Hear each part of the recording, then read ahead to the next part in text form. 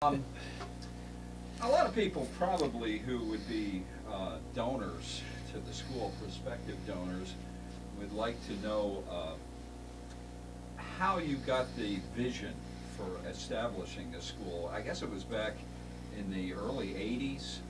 That's correct, it was in the early 80s.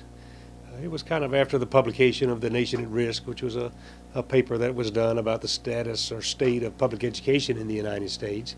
And there was a substantial interest in science and mathematics particularly, and the preparation of young adults for careers in the hard sciences, engineering, and computer science. And that's what kind of was the genesis of the concept. At that time, this stuff here that I'm saying won't show up anywhere. I can remember reading about this when I was over at Nova. How did you approach the school board or industry or businesses in the area to get, was there an approach to them to get a consensus to develop such a school, or was there just from the school board a desire to do something that would be a little different than the average public high school? Actually, we were able to solicit interest from all kinds of people in all quarters of the community. Obviously, in Fairfax particularly, we had a very large science, engineering, technology community in terms of our business and industry interest. And the school division itself had a fine reputation for the programs and services and activities that were being offered to students. But in our work with these various groups, it became apparent that there was enough interest to develop a kind of a unique, special learning environment for these youngsters with aptitude and interest in, really pursuing very actively opportunities in these fields. And the business community was very interested in the kinds of experiences that we hope to plan for, and the school board and school community was too. How did you, I guess, arrive at a way for funding this? Or was there always an interest to involve the community to support the school, or in that matter, or was it something that you assumed that the school itself, the school system, could fund by themselves? Well, we knew that funding was going to be a challenge, and fortunately in Fairfax County we had a very active foundation for the schools, and the membership in that foundation, on the board particularly, were individuals who were directly connected with the science and technology community in Fairfax, and they were able to provide us with a lot of support and encouragement through donations as well as expertise to create the special learning environment that we were interested in. And simultaneous to that, and perhaps even coincidentally, the state was very interested in creating regional schools, governor schools, and science and mathematics was an interest there as well. And it became apparent that there would be some state funds that would assist us with the operational cost. So we were able to combine the local school divisions' capital investments and facility improvements, the foundation support from its membership for equipment donations, and even some cash to help us accomplish many of the things that we hope to accomplish within our specialized laboratories. And then the state's participation for the added cost of the operational aspects of the school sort of came together in such a way that the school became a reality in about 20 months from concept to initiation. One of the things that I found interesting is that you didn't start out as a governor's school. How did you interest the other counties in involvement and participation with TJ? Well, we had the opportunity through the governor school program at the state to solicit interest from the surrounding school divisions. The rules for the governor school program was a joint, regional approach to providing these programs. And we met with the school divisions to help them understand what the opportunity represented and how it could be beneficial for all parties to participate. And we're very pleased with the reception that we received, and then ultimately with the participation that was developed with those counties. It turned out to be, again, a very effective partnership for implementation. I've heard some people say that this was kind of an experiment on a year-by-year basis when it first started, because a lot of people didn't know what was going to happen with a school like this. When you look back, what are your views on how TJ has evolved? Well, I'm just absolutely amazed at what TJ has accomplished over the years, and when I do look back at the very beginning, there's no question that, you know, there was a lot of trepidation about whether or not the ideas that we had brought together, some couple of hundred people really working in various numbers of committees, if those concepts and ideas and plans could in fact materialize. And as the year unfolded that first year, we obviously had a lot of challenges that we faced. We had a lot of bumps in the road.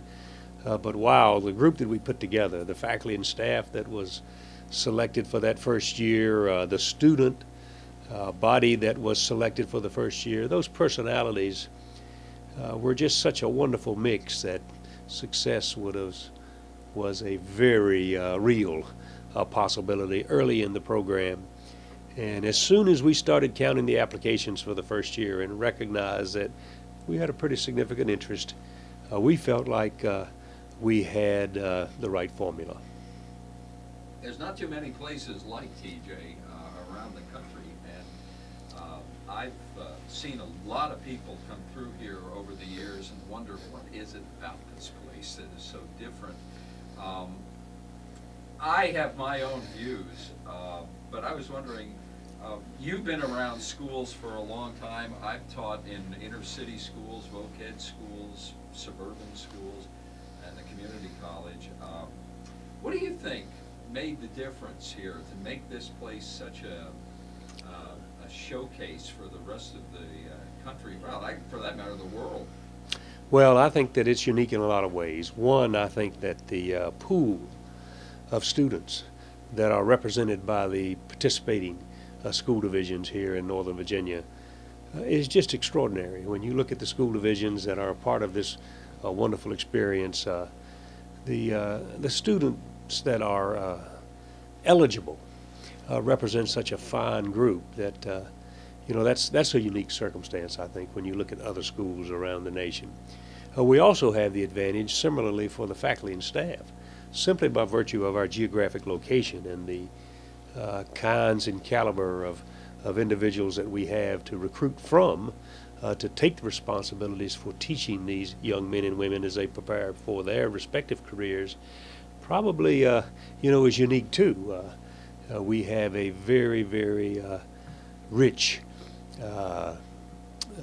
pool of talent for our faculty and staff here at Jefferson, and that's something we were very pleased with when we initiated the school.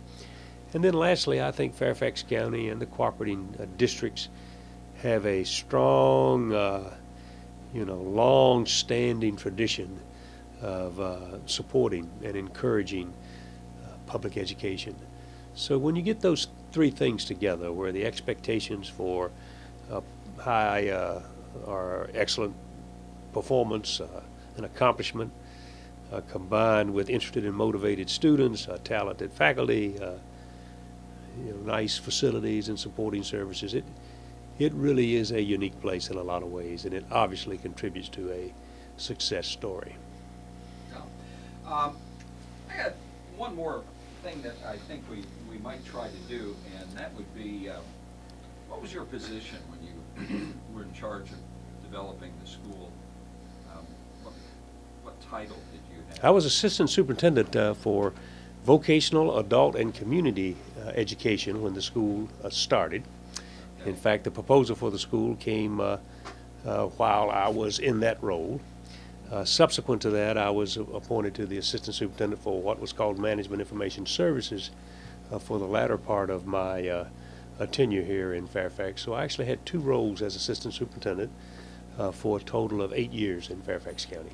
Okay, one of the things that we might use, and we might not, but I was just wondering if you could introduce yourself, and this time I want you to talk directly into the Okay. lens. Sure. And just describe your role in the development of the school and possibly your reflections on how the school started and continues to promote an interest in the science and engineering fields, or whatever you want to call them, technology fields, and it still plays an integral role in developing, I guess, future engineers and scientists in our society. You want to make something up like Sure. that? Yeah. Okay. So this would be just talking directly to the people. Very good.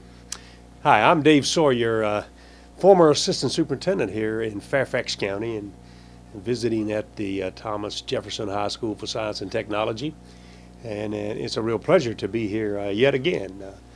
I had the privilege early in my tenure here in Fairfax to be involved in the development of this school, and had the privilege of working with, actually more than a couple of 100 people who brought their time and talent and interest together to plan what became this very school.